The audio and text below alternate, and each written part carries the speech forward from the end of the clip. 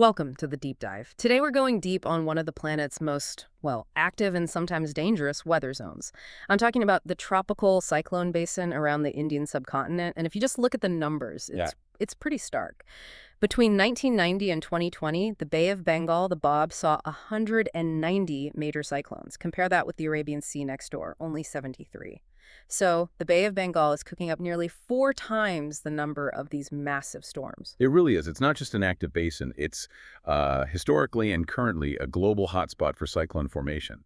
So our mission today is to unpack why.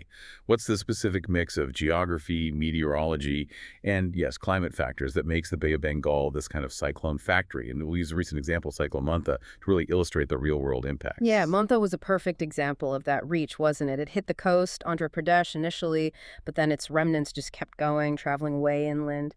We ended up seeing red alerts deep inside Telangana. Its influence stretched all the way to Bihar, even Gujarat. Shows how a coastal event becomes a huge multi-state issue fast. Exactly right. And to really get a handle on Montha's severity and that kind of scope, we need to step back first and look at the basic physics. What's the fundamental recipe, the conditions the Bay of Bengal provides so readily for these storms? Okay, lay it out for us. What are those absolute must-have ingredients for a storm to spin up into a cyclone? All right. First, and this is the big one, warm ocean water. Cyclones are heat engines, basically. They need fuel, which means sea surface temperatures, SSTs, of at least 27 degrees Celsius. That provides the heat and the moisture and the bubbly. It's almost always above that threshold. Right, and often way beyond that minimum, isn't it? The standard is 27C, but the data shows the bay often sits at 29, 30 degrees, sometimes even hitting 32C+. So that extra heat means the engine is starting out supercharged, essentially. Precisely. That surplus thermal energy directly relates to the storm's potential intensity. It's like having premium fuel. Second ingredient, high humidity. The bay is surrounded by these huge river deltas, Ganga, Brahmaputra, Irrawaddy. All that water flowing out, plus the surrounding land, pumps enormous amounts of moist, unstable air into the atmosphere, perfect for building clouds, for convection, which feeds the storm. Third thing you need for the storm to actually organize and strengthen is low wind shear. Wind shear is just the change in wind speed or direction as you go higher up. Too much shear, and it basically rips the top off a developing storm.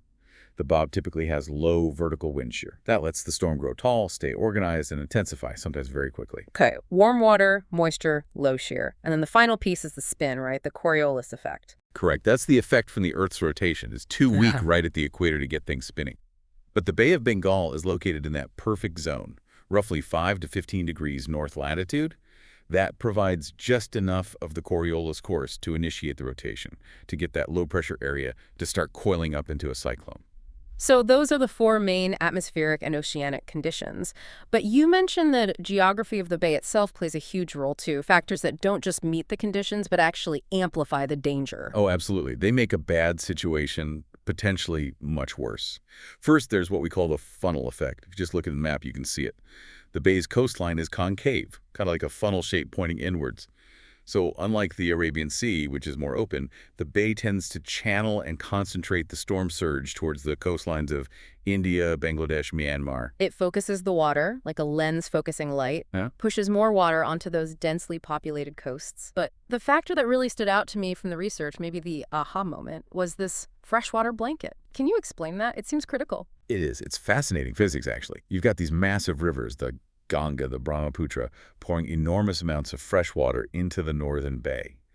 Now, fresh water is less dense than salt water, so it tends to form a layer on top, a warm, low salinity layer, like a blanket floating on the ocean surface. Okay, so it floats on top, and because it's less dense, it doesn't mix easily with the cooler, saltier water deeper down. It acts like insulation. Exactly. It traps the heat near the surface very efficiently. This is a major reason why we see such rapid intensification of storms in the Bobby.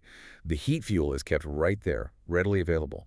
And that leads us to the, perhaps the most concerning factor, the depth of that heat. We call it the deep fuel tank, or ocean heat content, OHC. Right, so it's not just how hot the surface is, but how far down does that warmth extend? In the Bay of Bengal, that warm layer can go down 100 meters, sometimes even more. Think of that depth as the storm's fuel tank. So even if a powerful cyclone churns up the surface water, mixing it, which usually brings up cooler water and weakens the storm in the Bob, the water 50, 80, even 100 meters down might still be warm enough to sustain or even intensify the cyclone. We saw this with Cyclone Fani back in 2019 near Odisha. That deep OHC let it maintain incredible strength right up to the coast. It's a terrifyingly efficient natural system. And now, of course, we have to factor in the biggest variable of all, climate change. We really can't talk about the Bay of Bengal today without looking at how global warming is changing the game. No, you can't. It's taking these natural characteristics and essentially putting them on steroids. Sea surface temperatures in the bay have risen pretty clearly, generally about 0.5 to 1 degree Celsius over recent decades.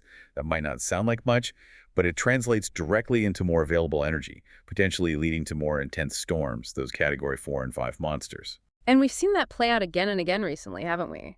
That rapid intensification seems almost common now. Feels that way sometimes. Look at Cyclone Amphan in 2020, classic rapid intensification fueled by unusually warm seas. Same story for storms like Yas in 2021, Mocha in 2023. And ocean currents can make this worse. The East India coastal current, for instance, can act like a conveyor belt, pushing warm water northward right into the path of developing storms, pre-fueling them. And it's not just the intensity, but the timing, too. The cyclone season itself seems to be affected by shifts in the monsoon. That's right. Historically, about 80% of the big storms form in the transition seasons, pre-monsoon, April to June, and post-monsoon, October to December. But now, with climate change, we're seeing delayed or more erratic monsoon withdrawals. If the monsoon pulls back later, that post-monsoon window, which is often prime time for cyclone formation, can stretch longer into the year. It extends the danger period. And our sources also touched on something maybe less obvious, the role of air pollution over the subcontinent. Yeah, that's a complex area, still under research. But there are studies suggesting that high levels of aerosols, pollution particles, might actually alter how storms develop. One theory is they could suppress early rainfall. If you delay the rain, the storm holds on to its heat longer, which could potentially lead to stronger intensification later on. It just highlights how interconnected everything is in this region's climate system. Ocean, atmosphere, even the air quality. Which brings us neatly to our case study, Cyclone Montha. It really demonstrates what happens when all these ingredients, amplified by warming, slam into the coast.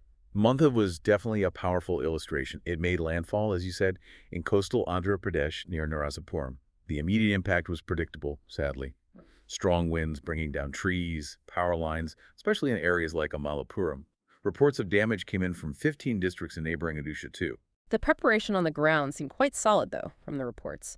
The Andhra Pradesh government, under CM Naidu at the time, moved quickly, shifted about 76,000 people into relief camps, and they got repair crews out fast.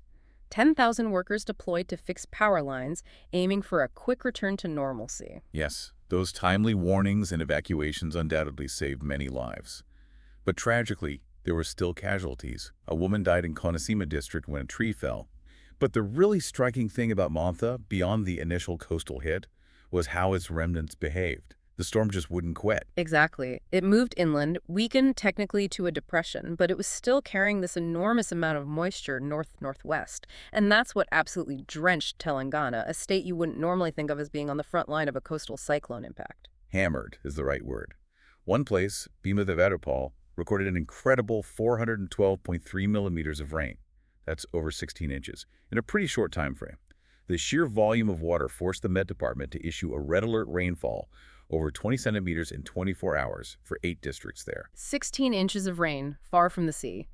That just underscores how Montha shifted from being about wind damage on the coast to a massive inland flooding disaster. Must have caused havoc for farmers, too, trying to protect cotton and paddy harvests. A complete nightmare for emergency management.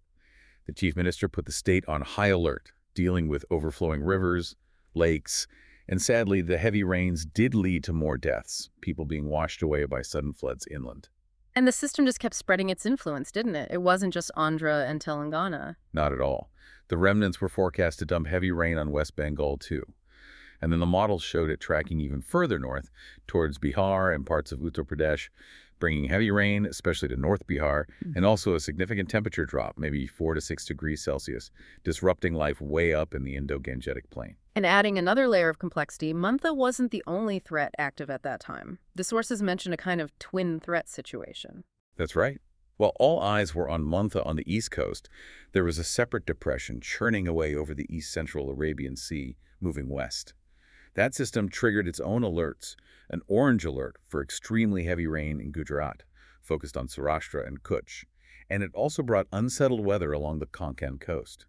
It really highlights the challenge for India potentially facing major cyclonic impacts on both coastlines simultaneously.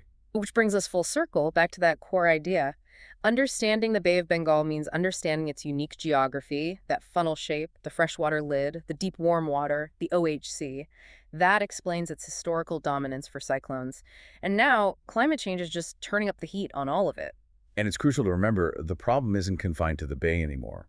The Arabian Sea, which used to be less conducive due to drier air and typically higher wind shear, well, warming waters there are starting to overcome those natural defenses. We're seeing a worrying increase in severe cyclones there too now.